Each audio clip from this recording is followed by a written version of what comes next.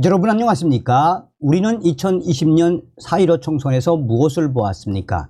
우리는 2020년 4.15 총선거에서 부정선거의 정확한 증거를 보았으며 부정선거의 데이터를 보았죠.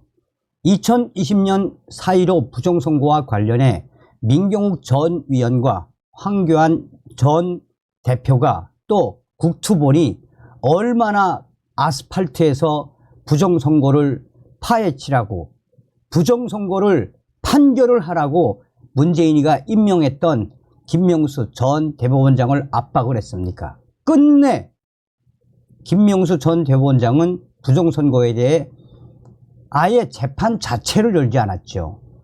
자, 지금 현재 전자개표기 없애라는 요구에 거부한 선관위, 대만 선거에서 민진당이 압승한 결정적인 이유. 종송산TV 좋아요, 구독, 알림은 큰 힘이 되겠습니다.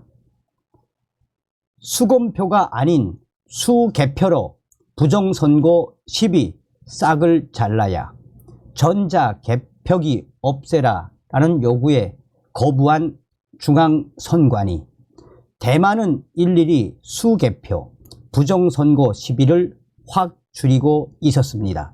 지난 13일 치루어진 대만 총통선거와 관련해 친미성향 민진당 라이칭도 후보가 당선된 가운데 아날로그 방식의 투표 방식이 눈길을 끌었습니다.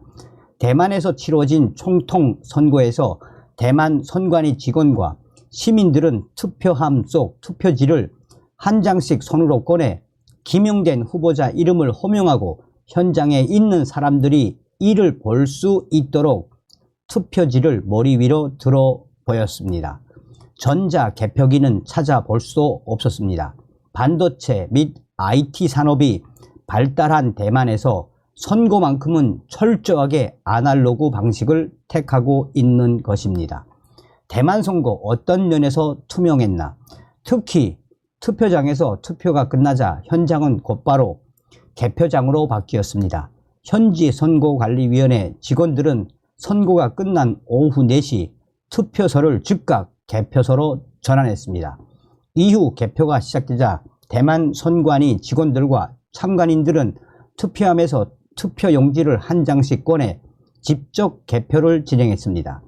유권자가 투표한 후보자 이름을 현장에 있는 모든 사람이 들을 수 있도록 큰 소리로 외치고 호명된 후보와 투표용지에 적힌 사람의 이름이 일치하는지 확인하라는 의미로 투표용지를 머리 위로 일일이 들어 보였습니다. 독일 슈비겔은 개표 과정을 누구나 볼 수 있었고 사진과 영상 촬영도 허용됐다라며 빈 투표함은 남은 표가 없는지 대중에게 다시금 확인됐다라고 덧붙였습니다. 개표가 끝나면 해당 투표소 관리자는 결과 보고서를 작성해 투표소 바깥에 게시하고 지역 선관위에 이를 택배로 전달합니다. 지역 선관위는 중앙선관위 선거 전산 시스템에 이 결과를 입력하고 수집된 개표 데이터는 실시간으로 공개됩니다.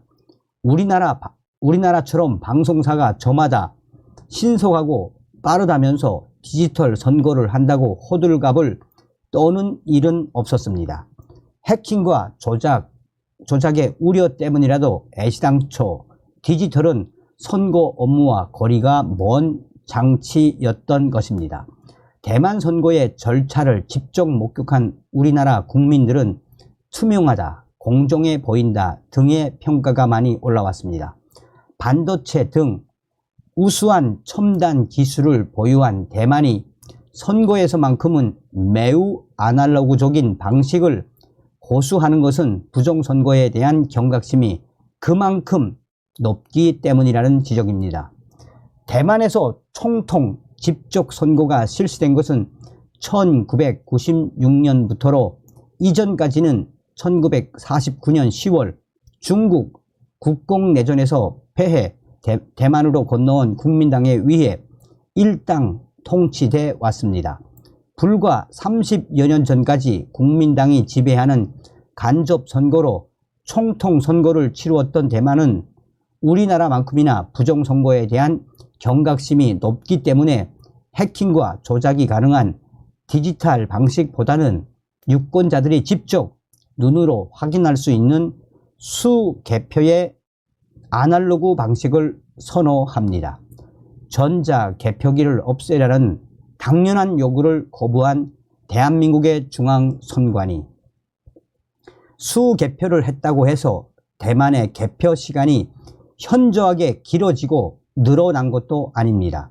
오히려 투표장과 개표장을 이동하는 시간과 우편 투표를 기다리는 시간, 밤새 전자개표기를 돌린 것을 또다시 수검표를 하고 이를 중앙선관위 서버로 보내고 방송사에 보내는 과정에서 조작에 노출되는 우리나라의 개표 시스템보다 훨씬 좋아 보였습니다. 대만 선거가 우리나라 선관위에 주는 신호는 명백합니다. 우리나라도 4월 총선에서 모든 전자개표기를 없애고 수개표를 해야 한다는 것입니다. 또한 투표용지에 관리자의 실제 도장이 찍히도록 하는 것이 급선무입니다. 현재 중앙선거관리위원회는 이런저런 핑계를 대면서 국민들의 선거 신뢰도를 높일 수 있는 쉬운 방법조차 거부하고 있습니다.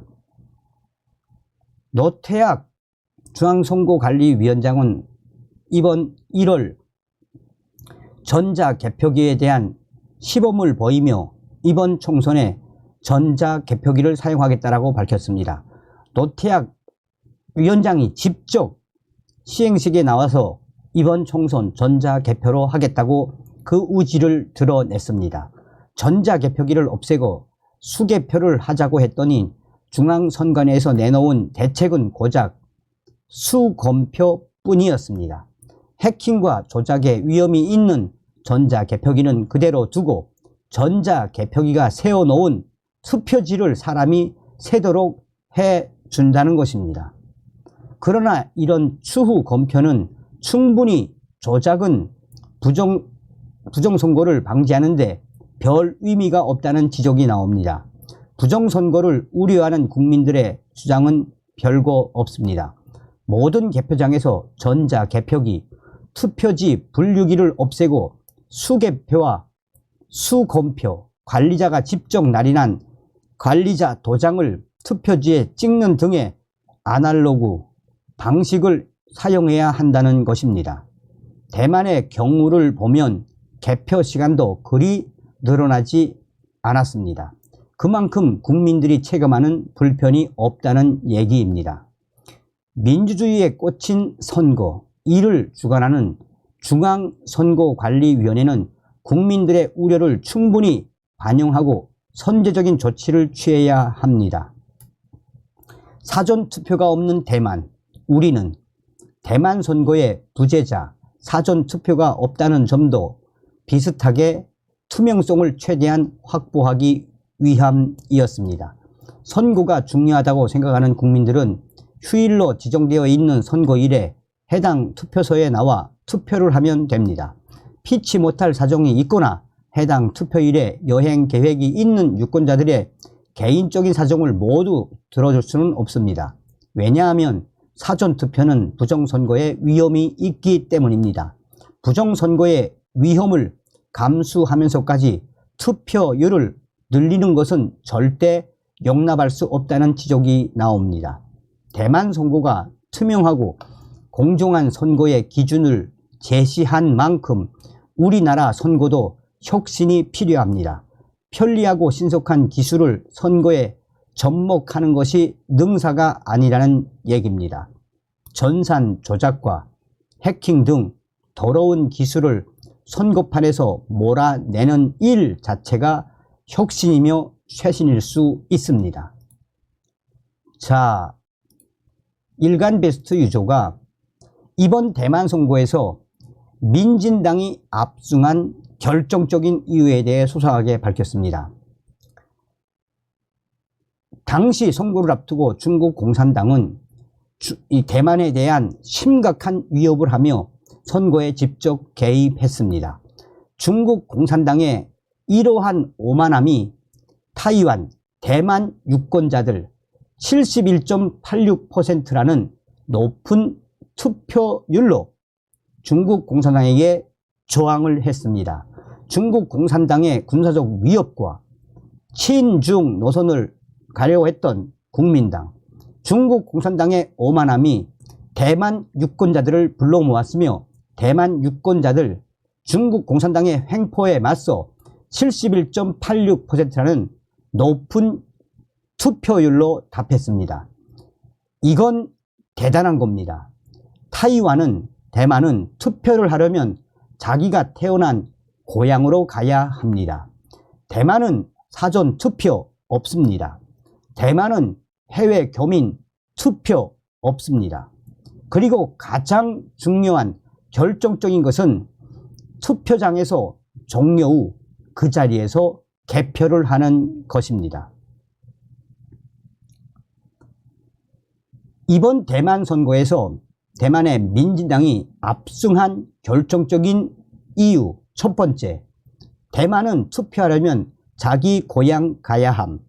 그럼에도 투표율이 72%나 지금. 두 번째, 사전투표, 부재자 투표 그런 거 없음. 셋째, 개표는 투표장에서 바로 투표함.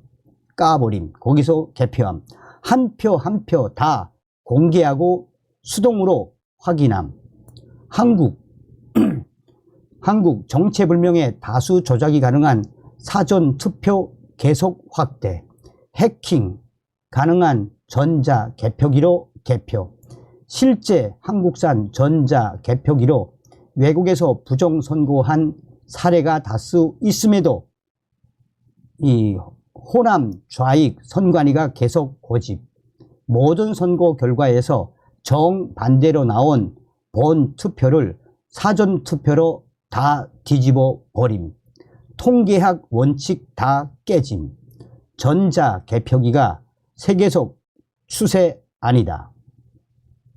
독일은 헌법재판소가 전자개표기 사용을 위헌이라고 판결하고 2009년부터 수개표, 프랑스도 2017년부터 수개표로 전환, 캐나다, 스위스, 스웨덴도 전자개표 금지, 수개표 전환.